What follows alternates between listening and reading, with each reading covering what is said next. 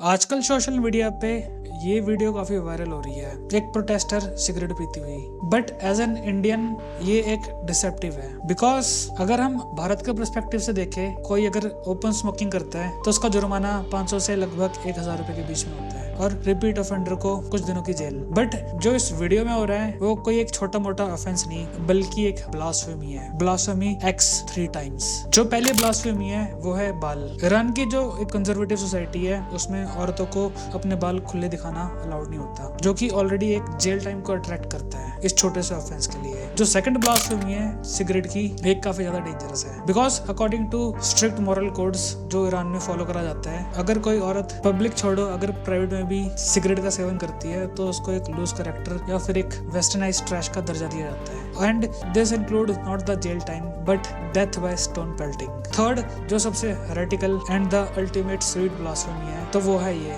Burning of image. और ये image किसी आम आदमी की नहीं है, बल्कि ये उनके सुप्रीम लीडर अयतुल्लाह अल खमीनी की है। और ये एक रूल है ईरान के अंदर कि कोई भी उनकी इमेज को अगर एक डिसरिस्पेक्ट करेगा तो उसको एक क्राइम अगेंस्ट गॉड माना जाएगा, ऑल्सो कॉल्ड मुहरबा, और जिसकी पनिशमेंट है कैपिटल ऑफेंस, सीधी मौत की सजा। और जो ये ऐसी इमेजेस और वीडियोस हैं ये आजकल सोशल मीडिया पे काफी ट्रेंड में चल रही है। तो मन में एक सवाल उठता है, ईरान में असल में चल क्या रहा है? और इतनी कंजर्वेटिव और स्ट्रिक्ट सोसाइटी जहाँ पे छोटी छोटी चीजों के लिए भी जेल होती थी, आज वुमेन्स ओपनली सिगरेट क्यों पी रही है, वो भी अपनी सुप्रीम लीडर की फोटो जलाते हुए। Hello guys, I am Prince, और आज की वीडियो में हम जानेंगे कि पिछले कुछ हफ्तों से ईरान क्यों जल रहा है। एंड सो मच सो कि वहाँ की जो पुलिस है वो अपने प्रोटेस्टर्स के ऊपर ही ओपन फायर कर रही है। So without wasting a time let's find out. So well, इसकी जो स्टार्टिंग होती है वो होती है पिछले साल के जून से, जब इजराइल अपने 200 जेट फाइटर से ईरान के ऊपर अटैक कर देता है। और ये कोई छोटी मोटी रेड नहीं थी, इसमें उनके फ्लैगशिप F-35 जेट फाइटर, एक 5th generation F-16, a 2-seated multi role fighter and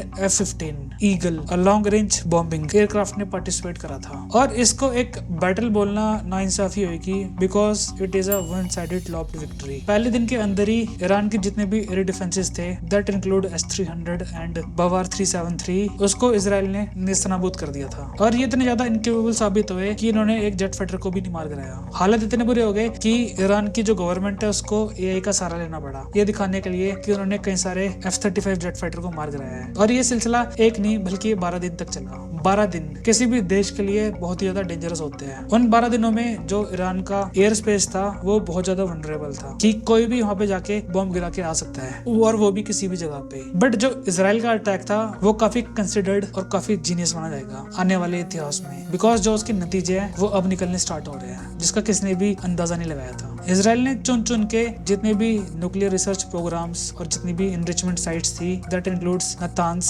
जहाँ पे अमेरिका ने B-52 बॉम्बर का इस्तेमाल भी किया था बाद में, उनको चुन चुन के खत्म करा था। एंड जितने भी हाई वैल्यू मिलिट्री एसेट्स और टारगेट्स थे, that also includes air defence batteries and missile production infrastructure. Israel ने वहाँ पे काफी भारी बमबारी की थी, और जानबूझ के इजराइल ने जितने भी सिविलियंस इंफ्रास्ट्रक्चर थे लाइक स्कूल्स, हॉस्पिटल्स, उनको छुआ तक भी नहीं। इवन तो स्टार्टिंग में तो थोड़ा कंफ्यूजिंग लगा था ईरान को, बट इसके जो फ्रूट्स है वो अब निकलने स्टार्ट हो रहे हैं। इस एयर स्ट्राइक ने जो एक सोशल कॉन्ट्रैक्ट था ईरान की गवर्नमेंट और वहाँ के लोगों के बीच में, उसको तोड़ दिया था। पिछले 40 सालों से जो रजीम थी वो अपने आप को क्लेम करती थी कि they are the super powers of middle east, but उन 12 दिनों में जो हुआ वो किसी हॉरर पिक्चर से कम नहीं था। और ना सिर्फ पूरी दुनिया बल्कि वहाँ के खुद के लोगों ने देखा कि कैसे जो गवर्नमेंट जो हेल्पलेस के ऊपर काफी अत्याचार करती है, आज उनके दिन उल्टे स्टार्ट हो चुके हैं, जब ये नहीं पता था कि अगले 12 दिनों में उनके साथ क्या हो सकता है। और यहीं से जो भरोसा था वो टूटना स्टार्ट हो जाता है, बिकॉज इफेक्टिवली इसने एक डायरेक्ट सिग्नल भेज दिया था कि जो रजीम है अब वो काफी वीक हो चुकी है। सो मच सो कि वहाँ के जो लोग हैं उन्होंने तो डरना ही बंद कर दिया। बट जो असली कहानी थी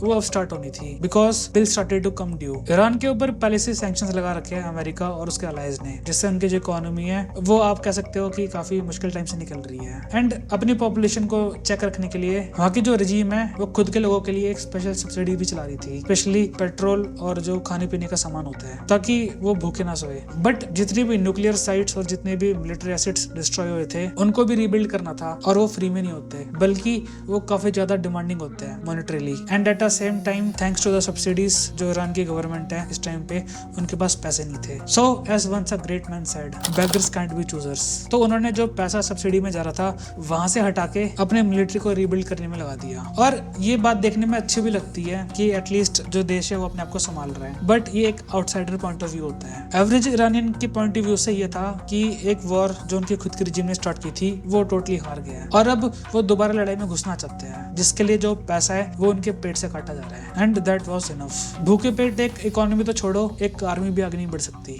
एंड एज एक्सपेक्टेड जो ये गुस्सा था ये फूटा 28 दिसंबर को, जब पूरे देश में लोग इकट्ठा होने लग गए मेजर सिटीज के अंदर लाइक तेहरान, कराज और शिराज। बट जो पुशबैक था रजीम का वो काफी ज्यादा अनएक्सपेक्टेड था और लॉन्ग टर्म में ये बैकफायर करेगा। इंस्टेड ऑफ लाठी चार्ज जो इंडिया में होता है या फिर टीयर गैस के गोले, तो वहाँ की जो पैरामिलिट्री है उन्होंने स्नाइपर्स तैनात कर दिए जिनके पास एक ऑलरेडी हाई पावर्ड गन होती है जो एक आदमी को एक गोली से मार सकती है। और जो वहाँ की रजीम है वो देश के दुश्मनों पे नहीं बल्कि खुद के लोगों पे इसका इस्तेमाल कर रही है and that was too much. और ये आग कम होने की जगह और ज्यादा भड़क गई जब वुमेन्स ने इस प्रोटेस्ट को ज्वाइन कर लिया और पूरे ईरान से वीडियोस वायरल होने लगी जब वुमेन ओपनली ना सिर्फ अपने सुप्रीम लीडर की फोटो से सिगरेट लिट कर रही है बल्कि एक्टिवली कई लड़कियां तो जिम्नास्टिक भी कर रही है, जिसको आज से कुछ महीने पहले एक हेरेसी माना जाता था ईरान की कंजर्वेटिव सोसाइटी में, जिसकी पनिशमेंट होती थी ओनली डेथ। और जो ये स्नाइपर्स का इस्तेमाल है this is not the worst part. वहाँ की जो पुलिस है वो अपने लोगों के ऊपर कोई रबर पैलेट्स नहीं जो कि इंडिया में इस्तेमाल होता है प्रोटेस्टर्स को तितर बितर करने के लिए, बल्कि मेटल पैलेट्स का इस्तेमाल कर रही है जो बहुत ज्यादा डेंजरस होते हैं। And according to the reports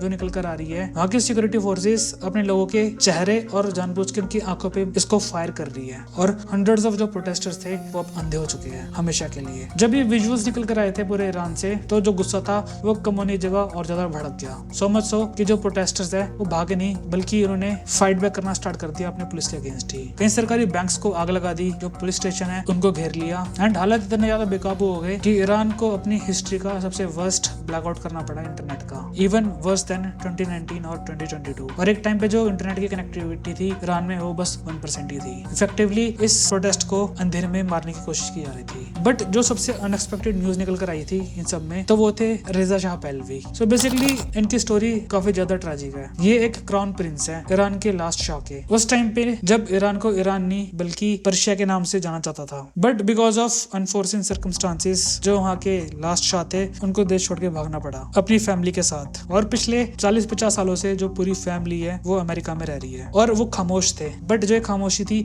ये अब जाके टूटी है जब उनके क्राउन प्रिंस ने एक वीडियो शेयर करी जिसमें उन्होंने वादा करा कि वो अपने वतन वापस आएंगे एंड उनकी वापसी काफी जल्दी होने वाली है। और इसका जो सपोर्ट है वो ईरान की पॉपुलेशन भी कर रही है, सो मच सो कि ओपनली सड़कों पे नारे लगाए जा रहे हैं उनके लिए, रू आशाद और जावेद शाह के नाम से, लॉन्ग लिव द किंग। और जो ये प्यार है ये इसलिए नहीं उभर के आ रहा बिकॉज ये एक मोनार्की है, बट बिकॉज ईरान में जब पुराने टाइम को याद करा जाता है जब एक टाइम पे ईरान प्रॉस्परस होता था, मॉडर्न होता था एंड यहाँ तक कि वो वेस्टर्न कंट्री से भी कम्पीट करता था, तो इसी डायनेस्टी को याद करा जाता है as a symbol of good times, जैसे इंडिया में याद करा जाता है गुप्ता एम्पायर को। और जो ईरान में ये सब हो रहा है इसका डायरेक्ट इम्पैक्ट पड़ेगा इंडिया के ऊपर, स्पेशली हम आम लोगों के ऊपर। जो स्ट्रेट ऑफ हॉर्मुज है उसको ईरान कंट्रोल करता है और अगर वहाँ के रजीम को लगा कि वो कभी भी हार सकते हैं या उनका खत्म होना तय है तो डेस्परेशन में आके वो इस ट्रेड को बंद कर सकते हैं इंटरनेशनल टैंकर्स के लिए। सो इफेक्टिवली जो इंटरनेशनल ट्रेड है वो बंद हो सकता है रातों रात और इसका नतीजा बहुत भयंकर होगा ऑयल डिपेंडेंट कंट्रीज के ऊपर जो बहुत भारी मात्रा में इंपोर्ट करती है। And to give you perspective,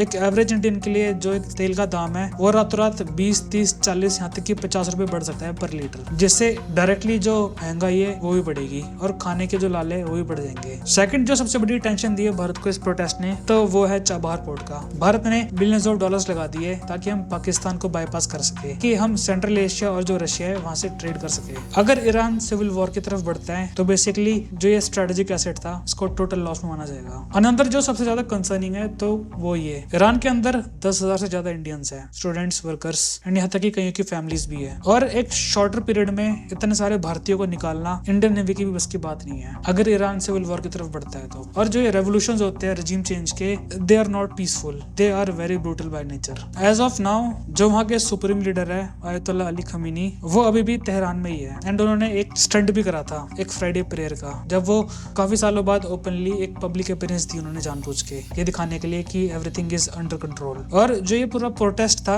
इसको मत्थे बढ़ दिया अमेरिका के ऊपर और जितने भी प्रोटेस्टर से उनको दर्जा दे दिया the agents of the enemy. But according to the British intelligence, जो सुप्रीम लीडर है उन्होंने ऑलरेडी एक प्लान भी बना रखा है। अगर तेहरान का फॉल होता है तो जो उनके सुप्रीम लीडर और उनके जितने भी इनर सर्कल है उनके लिए एक सीधा रास्ता खुला हुआ है रशिया के लिए। एंड अभी कुछ दिन पहले जो व्लादिमीर पुतिन ने उनको अजालम देने का भी ऑफर करा था। और जब ये न्यूज निकल कर आई तो जो प्रोटेस्टर्स है वो ओपनली अपने सुप्रीम लीडर को मॉक कर रहे हैं कि जो पुतिन का होटल है वो तुम्हारा वेट कर रहा है, go back and pack your bags. So in the and जो ये आइडियल्स होते हैं फ्रीडम के, प्रोटेस्ट के, ये काफी ज्यादा रोमांटिक तो लगते हैं on paper, but in theory and in practical they are very brutal. और अगर ईरान कोलैप्स कर जाता है इस रेवोल्यूशन की वजह से तो उसका एक ही मतलब होगा, expensive oil, a broken Chabahar port और यहाँ तक कि जो इनफेमस है इस्लामिक स्टेट ऑफ खुरासान, उसकी एशिया में वापसी। सो एज एन इंडियन मेरा आपसे एक सवाल है, हमें कैसा ईरान चाहिए? एक स्टेबल ईरान जो भी इस टाइम पे एक डिक्टेटरशिप के अंडर चल रहे हैं, या फिर एक फ्री ईरान, इवन दो ये काफी ज्यादा सरदर्दी लेकर आएगा भारत के लिए, स्पेशली हमारे कश्मीर में? Let me know your thoughts in the comments. और अगर वीडियो पसंद है तो सब्सक्राइब का बटन जरूर दबा के जाइएगा, it will keep me motivated. तब तक के लिए मैं चलता हूँ। जय हिंद, good bye, take care and prince out.